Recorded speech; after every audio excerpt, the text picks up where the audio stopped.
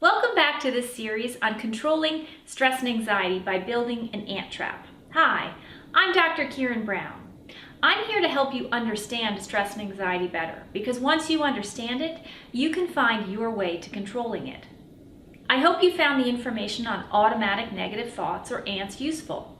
Maybe you've started to notice that there are more ants in your life than you knew. Now that you can see them and how they contribute to anxiety, you can start to build an ant trap. Remember, ants are a habit, and breaking a habit takes effort and it takes time. I don't expect that you're going to listen to this once and all your stress and anxiety are going to magically disappear. That would be wishful thinking. But I do believe that if you hear and understand what I'm saying, and you take an effort to practice it, you can control your stress and anxiety. Now, you're not going to learn this all at once. So first, I'll give you a brief overview of the steps for building the ant trap. Until you get the whole picture, I'll simplify some of the issues. Then we'll get into more detail, and I'll give you examples and teach you the practical skills needed to develop the habits that will help you to control your stress and anxiety. At this point, for each step in the trap, I'll give you questions to ask yourself. Once you get how the trap is set up, we'll get into what to do with the answers to those questions. Now, I wouldn't be surprised if you're still saying to yourself, this is too simple to work. It's natural to doubt something that you don't understand. All I'm asking is that you're open to hearing the ideas that I'm explaining. You'll find your own way to use them if you find them helpful. But I can tell you that over the past 15 years, I've watched thousands of people deal with stressful situations.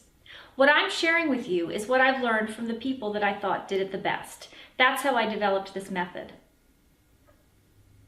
So before getting into the trap, let's take a moment to review the main points about ants, automatic negative thoughts, which are at the root of stress and anxiety.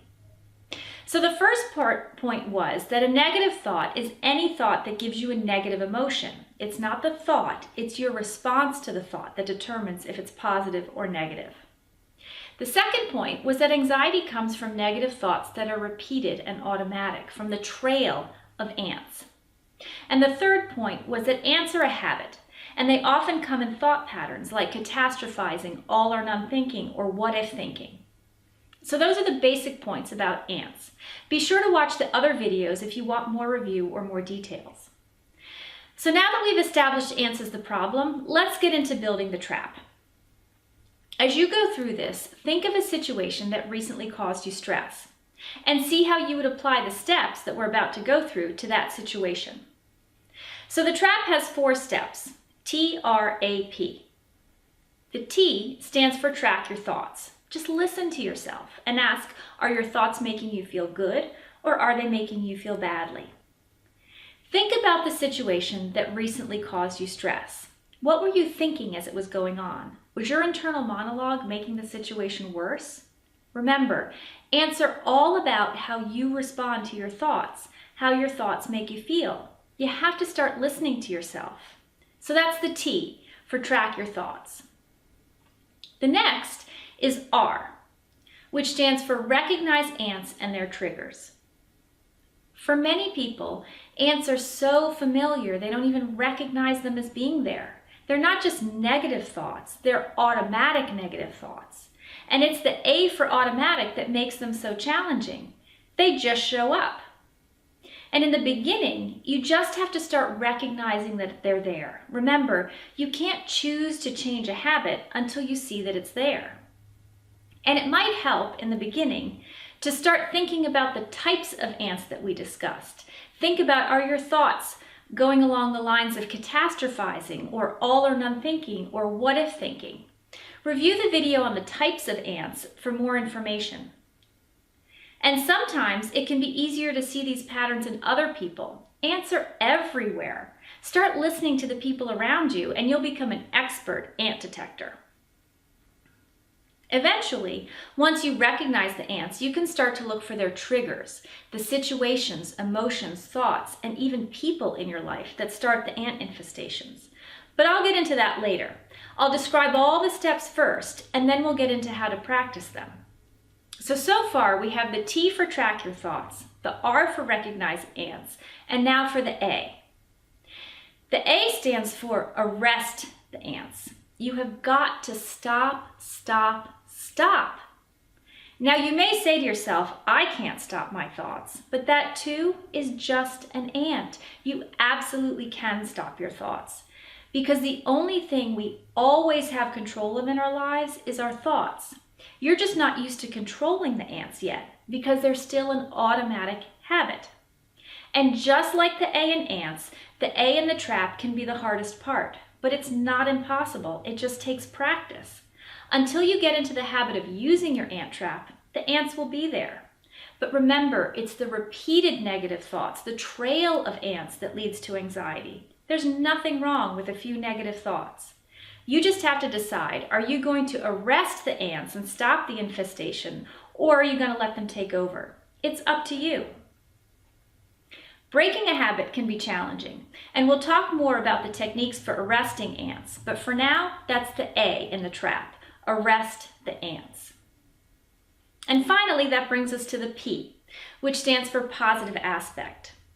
Now, while I said previously that positive thinking is not always appropriate, it is the antidote to negative thinking. If a negative thought is one that makes you feel badly, a positive thought is one that makes you feel good. Taking time to develop a habit of having thoughts that make you feel good will go a long way to reducing your anxiety. And notice, I didn't say positive replacement. I don't think you have to get rid of the negative thoughts. They have a purpose, and they're often true. But ask yourself, are they the whole truth? Even in the worst situation, if you look hard enough, you can find some part of it that's not negative. Now, looking for the positive doesn't make the negative part any less negative. It doesn't deny the negative part. But it does start to restore a little bit of balance and a little bit of truth to the situation. It makes you feel better. And it's really a matter of where you decide to focus your attention. Do you want to continue to focus on thoughts that make you feel badly, or do you want to choose to focus on thoughts that make you feel better? That's the P, find a positive aspect. Now, it's likely that until now, your thoughts have been automatic and familiar. You probably never considered whether they were controlling you or you were controlling them. But think about it and figure out which one is happening. So let's go through the trap again. Track your thoughts. Do they make you feel good or badly? R for recognize ants. Are you having repeated automatic negative thoughts? A, arrest the ants. Are you willing to stop the trail of ants? And P, find a positive aspect. Is there some part of this you can focus on to make yourself feel better? That's the trap. If you develop an ant trap, you'll start to see your anxiety decrease. And I realize that it's easier said than done, but I never said it would be easy. I said that with effort, it's possible. It's up to you. Are you willing to make an effort to control the one thing in your life that you absolutely can control? If you are, watch the other videos as I get into more detail on how you can go about building an effective ant trap.